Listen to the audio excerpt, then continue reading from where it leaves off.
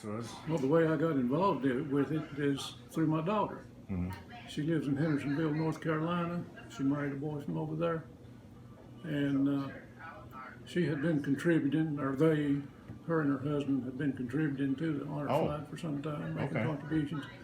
And the guy that's in charge of it over there, Jeff Miller, is acquainted with our son-in-law.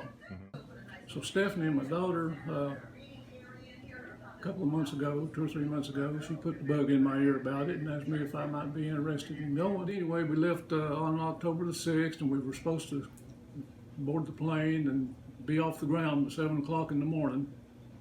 We got fogged in. So we were fogged in for about 3.5 hours, I guess. Oh, wow. Something like that. is it a one-day deal? It's a one-day deal. So they're killing your time there, aren't they? Go early in the morning. Yeah. Go to the different memorials and come back late that night. Not real late, but after dark. Yeah. So yeah, we had to bypass. We were supposed to go to the Tomb of the Unknowns and see the changing of the guard. We had to skip that. So we didn't get there until around noontime. So they bussed us over to the Lincoln Memorial, and we had a ceremony there, and a 3-star general. Oh. Can't remember his name. Kind of funny, Pasquetti or something like that. I can't remember it exactly. He made a talk, and he talked about the 3 different wars: World War II, Korea, and Vietnam. And we had an honor guard and all that stuff, and they stood us up on the steps in front of the Lincoln Memorial and made several pictures. From there, we went to the Vietnam Memorial. And that's the wall? Yeah, the wall. And the general went with us, and we had another little ceremony there in front of the 3 soldier statues. I had seen the wall once before, but that was right after it was erected, and the statues weren't up yet. So it was good to see it again. Of course, I knew several names on the wall because I was in combat over there, and had some good friends on the wall. A pretty emotional thing. But actually the most emotional thing, I guess, was when we arrived at the airports and all the people was lined up and down the terminal there cheering and waving and shaking hands. They're waiting on you. And I've never seen so many old men crying in one place, I don't believe. Yeah. A lot of tears were being shed because that was a very emotional thing, because the Vietnam guys didn't get any welcome when we got home, you know. After the ceremony there in front of the statues was over with, we got to go down and look at the wall, of course, and hunt names we knew and all that. And from there... How do you know where to look? It's such a big wall. They have a directory. They have a directory that you can look them up in. But I already knew where the most of mine were because I had searched them online. And you can go online and find out what panel they're in and what line the names are in and all that, you know. How did they decide where to put them on there? On the wall? Yeah. I think it's in order that they were killed. Really? Yeah. Okay. Because several of the people I knew were pretty close together because they all got killed in the same battle, you know, or whatever. But anyway, the ones I knew were like 65 and 66, so they were kind of down toward where the V is shaped there. I was in the 1st Infantry Division as an infantryman, so I was in combat. What years? That was in 65 and 66, latter 65 and early 66. It was kind of early in the war. I went over when President Johnson started the big build-up over there in 65. That's when I went over, and we went over as a division. We went over on shield. So we went as a division, so I personally knew a whole lot of the guys, you know, that I was with.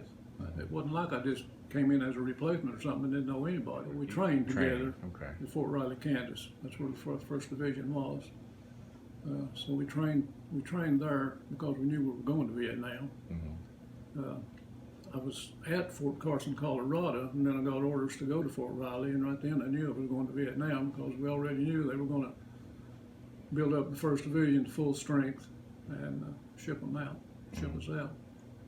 So, but yeah, we trained together for a couple of months there at Fort Riley, and I got to know quite a few of the guys, you know. And that's what made it hurt even worse, because you got to know a lot of them personally, you know, and then when they get killed or wounded or whatever, it kind of hurt worse than it would have if you didn't know them at all. The platoon is made up of 4 squads of about like 10 or 12 men, and at one time my platoon was down to about half strength, or less, a little less than half strength. Not all of them were killed, a lot of them were wounded, you know. And had a few close calls myself, but I was very lucky, didn't even get wounded. Didn't come through pretty much unscathed. Wow. A lot of guys didn't. The guy in the foxhole right next to me got shot through the back of the neck. And Really? if the bullet had been 2 feet to the left, it could have got me right there, you know. It's a lot of close calls, but no, very lucky not to. Actually, the first time I was there, I guess at the wall itself, it's probably even more emotional for me than it was the second time. This was back in the early 80s. Yeah, it brings back memories, and for some, I guess it would bring back worse memories than it would others. I don't know, but I just remember it being very emotional. You know, tended to kind of well up, shed a few tears.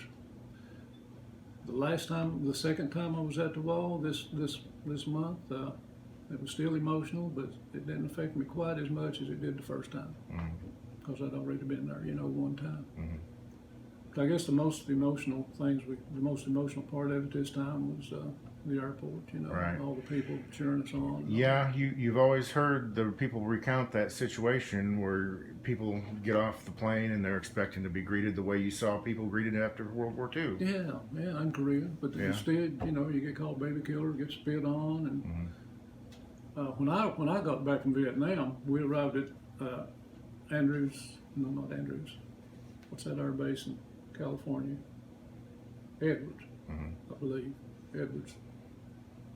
When we arrived there, it was in the middle of the night, so we didn't have a lot of that heckling going on when we got back.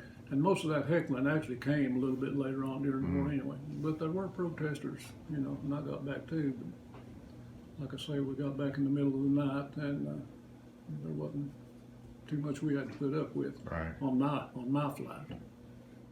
After the Vietnam Memorial, my daughter and I walked over to the Korean War Memorial, and the Korean War Memorial was a very,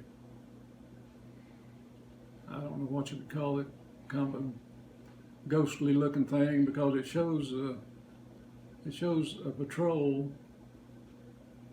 of men like they're out, you know, on patrol, but the statues are 7 foot tall, and they're made out of stainless steel. And they say in a fog or early in the morning or late in the evening, it's just kind of a ghostly looking thing. I think after we saw the World War II memorial, it was about time for us to be heading back to the airport, if I remember correctly. So we got back on the buses, and some of the memorials, like the Marine Corps Memorial, the Iwo Jima statues raising the flag. We were supposed to be able to stop at it and get out and walk around, but we weren't able to, so they just drove us by the Marine Corps Memorial and circled around it so we could get a good look at it. And we went by the Air Force Memorial on the way to the airport. I don't know, it just helps you to shut the door on a lot of things, you know. Seeing the walls, seeing the memorials and all that, it just helps you to clear your mind a little bit of things that might have been questioning in the past. Yeah. Stuff like that.